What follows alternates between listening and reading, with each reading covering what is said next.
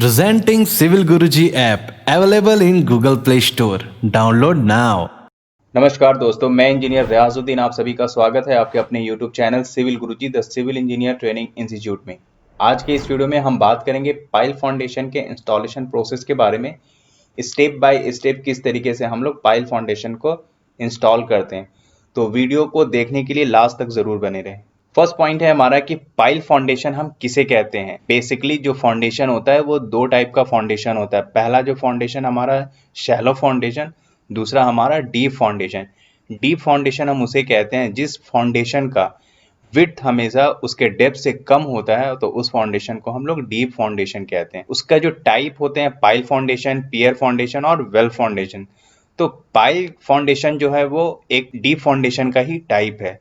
तो अगर हम लोग इसको डिफाइन करें तो कुछ इस तरीके से हम लोग डिफाइन कर सकते हैं। Pile foundation is a type of deep foundation and the main purpose of pile foundation is used to transfer the load of superstructure to the hard strata. मतलब जो हमारा पाइल फाउंडेशन होता है वो एक तरीके का डीप फाउंडेशन का ही पार्ट है। जो मेन पर्पस होता है पाइल फाउंडेशन का वो ये होता है कि जो सुपर स्ट्रक्चर का जो हेवी लोड है उसको वो ट्रांसफर कर सके हार्ड स्ट्रटा में, तो इसे हम पाइल फाउंडेशन कहते हैं। अब पाइल फाउंडेशन जो है वो बहुत सारे कंडीशन में, एक प्रीवियस वीडियो में हम लोगों ने डिस्कस किया था कि पाइल फाउंडेशन को एक स्ट्रक्चरल इंजीनियर किन किन कंडीशन में सजेस्ट करते हैं किसी भी स्ट्रक्चर के लिए। तो आज के इस वीडियो में उसी चीज के बारे में हम लोग इंस्टॉलेशन प्रोसेस का स्टेप बाय स्टेप हम लोग देखेंगे कि किस तरीके से हम लोग इंस्टॉल करते हैं पाइल फाउंडेशन। फर्स्ट स्टेप है हमारा, हमें एक सेंटर लाइन ड्राइंग जो है प्रोवाइड किया जाता है जिसमें सारा डिटेल्स आपको पाइल का उसमें दिया रहता है, और उस ड्राइंग की हेल्प से हम पहले पाइल का मार्किंग करते हैं। हमें कितने डाया का पाइल प्रोवाइड करना है और ग्रुप्स ऑफ पाइल है या फिर सिंगल पाइप है,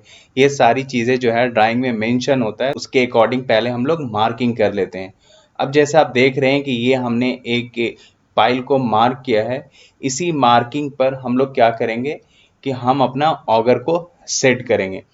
अब ये जो ऑगर है हर डाया का आपको डिफरेंट डिफरेंट डाया का आपको देखने को मिलेगा, क्योंकि हमारा जो पाइल है वो डिफरेंट डिफरेंट केस में डिफरेंट डिफरेंट डाया का हम लोगों को फिट करना पड़ता है। तो जैसा आप देख रहे हैं कि 80 mm, 100 mm, 150 mm, 300 mm, 450 mm और 600 mm और भी इससे ज्यादा mm के भी जो ऑगर है वो मार्केट में अवेलेबल होता है। लेकिन एक नॉर्मली जो हम लोग यूज करते हैं हाउस कंस्ट्रक्शन के लिए वो 300 से लेकर 600 तक हम लोग ऑगर को यूज करते हैं, मतलब उतनी डाया का हम पाइल को प्रोवाइड करते हैं। अब इस ऑगर को मार्क पर हम लोग सेट कर देते हैं। उसके बाद क्या होता है कि टीएमआर मशीन के हेल्प से इसको हम लोग ऑपरेट करते हैं।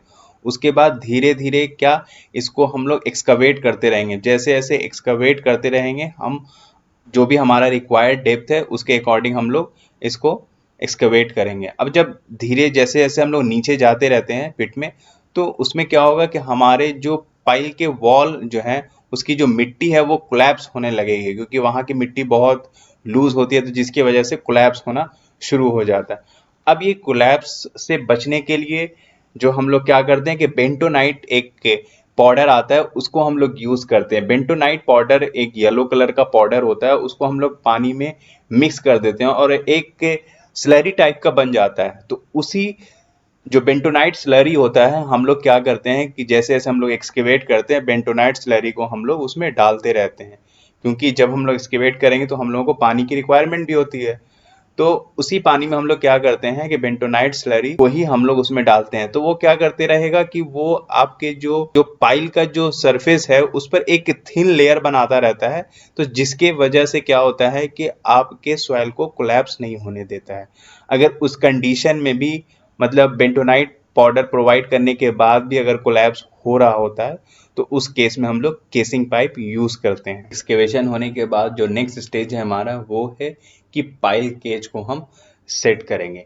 अब ये जो पाइल जो केज आप देख रहे हैं ये इसको हम लोग इस तरीके से इंस्टॉल करते हैं इसमें। और इसमें एक ध्यान देने की चीज़ ये होती है कि इसमें जो कवर ब्लॉक है ये बहुत ज़रूरी है। कवर ब्लॉक लगा हुआ होना चाहिए, मतलब प्रोवाइड करना बहुत ज़रूरी है। अगर हम कवर ब्लॉक प्रोवाइड नहीं करेंगे तो आपका जो पाइल का जो केज है वो क्या होगा कि एक तरफ झुक जाएगा। अगर आपने अगर कवर ब्लॉक प्रोवाइड नहीं किया और फिर हमारे सॉइल के कांटेक्ट में अगर स्टील एक्सपोज होता है तो उस केस में भी हमारा। और दूसरा प्लस पॉइंट ये होता है कि हम लोग इसमें सर्कुलर कवर ब्लॉक यूज़ करते हैं, तो ये एक जब हम इसको सेट करते हैं तो कहीं ना कहीं ये एक बेयरिंग का काम करता है। तो ये कवर ब्लॉक बहुत इंपॉर्टेंट है पाइल फाउंडेशन के लिए। उसके बाद हम लोग केज को पूरी तरीके से हम लोग सेट जब कर देंगे, अब जो हमारा जो नेक्स्ट स्टेज है वो आता है पोरिंग ऑफ कंक्रीट के लिए। अब उसमें हम क्या करेंगे कि अब कंक्रीट को इसमें पोर करना है, तो अगर हमारा जो पाइल का डेप्थ है अगर 10 मीटर का है तो हम 10 मीटर की हाइट से तो हम कंक्रीट को पोर नहीं कर सकते। तो फिर हम क्या करते हैं कि टीमी पाइप की हेल्प से हम लोग कंक्रीट को इसमें पोर कर सकते हैं। जैसा आप देख रहे हैं ये हमारा एक ट्रीमी पाइप है, और ट्रीमी पाइप जो है अलग अलग साइज का होता है। जो भी हमारा पाइल का डेप्थ है अगर 10 मीटर का, तो 10 मीटर का ट्रीमी पाइप तो मार्केट में अवेलेबल नहीं होता। 2 मीटर, 1.5 मीटर और 2.5 मीटर का इस तरीके से हमारा ट्रीमी पाइप अवेलेबल होता है। तो इसको ज्वाइन कर करके हमारा जो भी पाइल का डेप्थ है वहां तक हम लोग इसको नीचे ले जाते हैं। उसके बाद आप ऊपर में देख रहे हैं इस तरीके से हम लोग हॉपर सेट कर देते हैं ट्रीमी पाइप के ऊपर। अब इस हॉपर में हम लोग कंक्रीट डालेंगे और इसी की मदद से क्या ट्रीमी पाइप की हेल्प से हमारा कंक्रीट जो है वो नीचे प्लेस्ड होता जाएगा। अब जैसे जैसे जो हमारा कंक्रीट नीचे सेटल होता जाएगा, प्लेस होता जाएगा, तो हम धीरे धीरे अपने ट्रीमी पाइप को रिमूव करते जाएंगे। अब जैसे जैसे हमारा जो कंक्रीट है वो नीचे प्लेस होगा, आपके एक्सकेवेशन पिट में वाटर लेवल भी मिल जाता है और एक्सकेवेशन पिट में पानी आ जाता है। जब हम कंक्रीट को इसमें पोर करेंगे तो हमारे कंक्रीट सेटल डाउन होता है, हो जाएगा, और पानी जो है और उसके अदर इम्प्योरिटीज जो आपके पिट में था वो धीरे धीरे कंक्रीट के पार्ट यानी ऊपर वाले पार्ट में वो ऊपर आता जाएगा कुछ इस तरीके से। अब यही कारण होता है कि हमारा जो पाइल जो भी डेप्थ होता है उससे ज़्यादा हम लोग कास्टिंग करते हैं।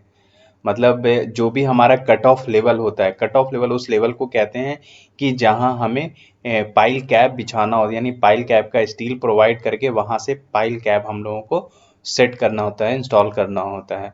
तो वो जो हमारा कट ऑफ लेवल होता है, तो कट ऑफ लेवल से ज़्यादा मतलब 1 मीटर की हाइट तक हम लोग कंक्रीट जो है ज़्यादा कास्टिंग करते हैं।